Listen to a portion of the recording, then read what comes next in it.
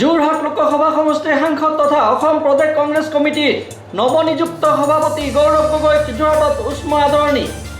বিহু আৰু জাতি জনগোষ্ঠীৰ সাংস্কৃতিক পৰম্পৰাৰে আদৰিলে গৌৰৱ গগৈ।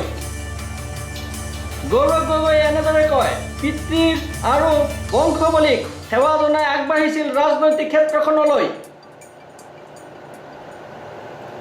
আহক চাওক আমাৰ এই বিশেষ ৰিপৰ্ট।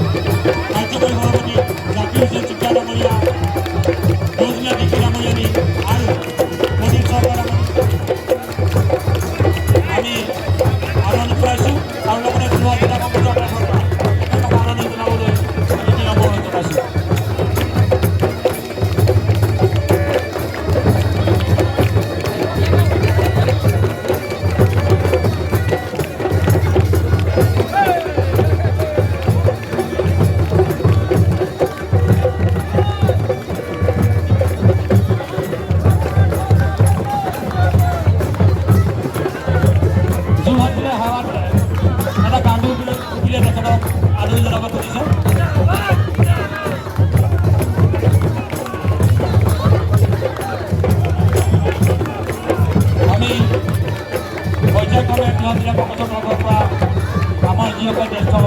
নেতা অসম প্ৰদেশৰ আহি আমাৰ মাজত উপস্থিত তেওঁলোকক আদৰ জনাবলৈ অনুৰোধ জনাইছোঁ।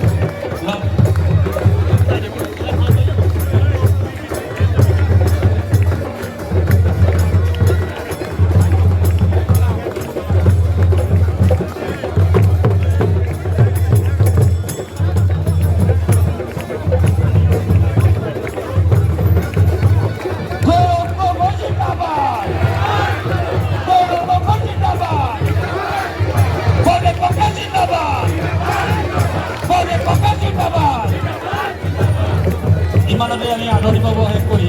গৌৰৱ গগৈ ডাঙৰীয়াক দুআষাৰ ৰাজ্য উদ্দেশ্যি সম্বোধন কৰিবলৈ অনুৰোধ জনাইছোঁ।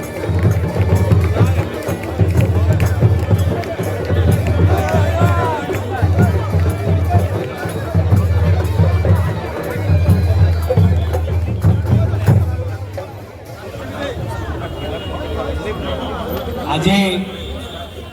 এই অনুষ্ঠানৰ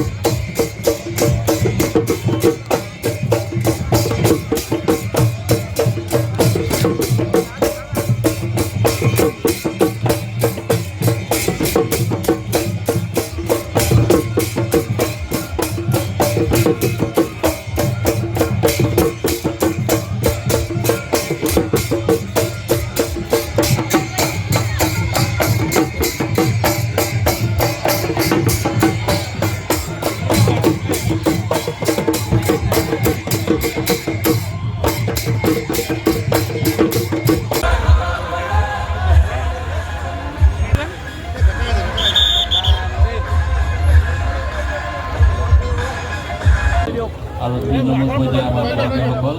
আজি প্ৰথম আমাৰ নতুন সভাপতি আজি আমাৰ গৃহ জিলালৈ আহিছে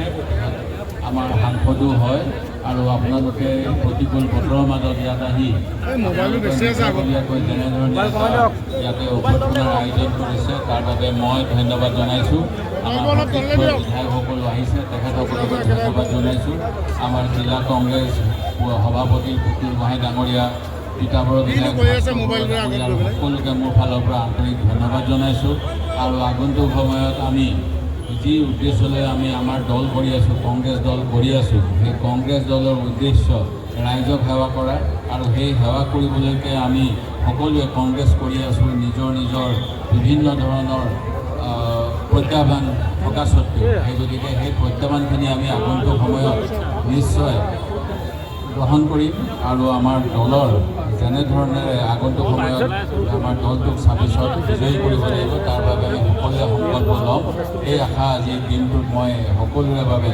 আহ্বান জনালোঁ এই আশা কৰিলোঁ আৰু মোৰ বহুতো আশাৰ সামৰিলোঁ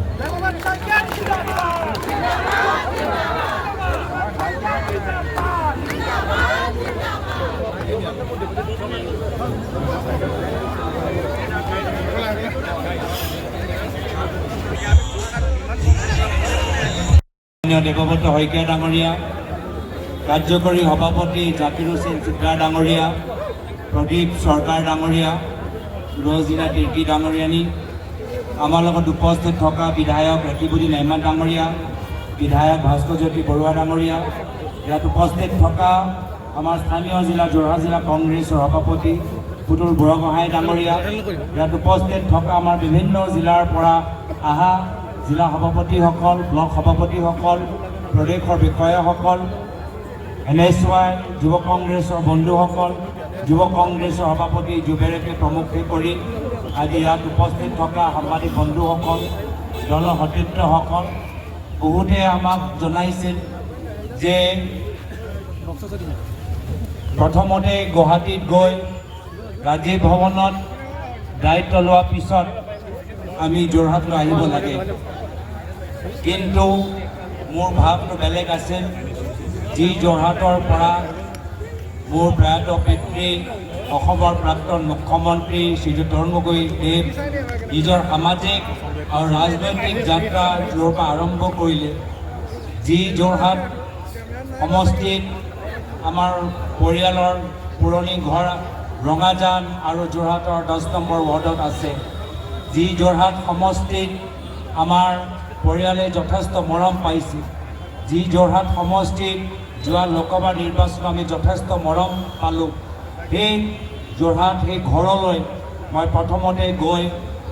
সকলোৰ আশীৰ্বাদ বিচাৰিহে মই গুৱাহাটীৰ ভিতৰত প্ৰৱেশ কৰিবলৈ বিচাৰিছিলোঁ আৰু সেইকাৰণে আজি আমাৰ কাৰ্যসূচী পৃথক আৰু আমাৰ এই কাৰ্যসূচীত আমাক সহায় কৰাৰ ক্ষেত্ৰত আমাৰ প্ৰদেশ কংগ্ৰেছ জিলা কংগ্ৰেছ আমাৰ আজি দলৰ সতীৰ্থসকলে যিধৰণে আজি কম সময়ৰ ভিতৰত গোটেইখিনি কাৰ্যসূচী হাতত ল'লে আয়োজন কৰিলে আজি তাৰ বাবে মই সকলোকে ধন্যবাদ জ্ঞাপন কৰিছোঁ বতৰো আমাক অলপ সহায় কৰিছে যেন লাগিছে আৰু আমাৰ উদ্দেশ্য এটাহে যে অসমৰ জনসাধাৰণ আমালোকৰ ওপৰত যথেষ্ট আশা কৰে আৰু এই আশা বিনিময়ত আমি কাম কৰি যাব লাগিব পৰৱৰ্তী দিনত আমি আকৌ আৰু বহলভাৱে আমি সকলোৰ লগত কথাখিনি পাতি অহা দিনৰ ৰণকৌশল আমি তৈয়াৰ কৰিম মই এতিয়া মাত্ৰ বেছি দীঘলীয়া ক'বলৈ বিচৰা নাই যথেষ্ট আৱেগিক মুহূৰ্তত মই চবকে ধন্যবাদ জ্ঞাপন কৰিম সকলোৰে আশীৰ্বাদ বিচাৰিম আমাৰ বিধায়ী দলৰ দলপতি দেৱব্ৰত শইকীয়া ডাঙৰীয়া যোৰহাটৰ ৰিপৰ্ট মায়া নিউজ।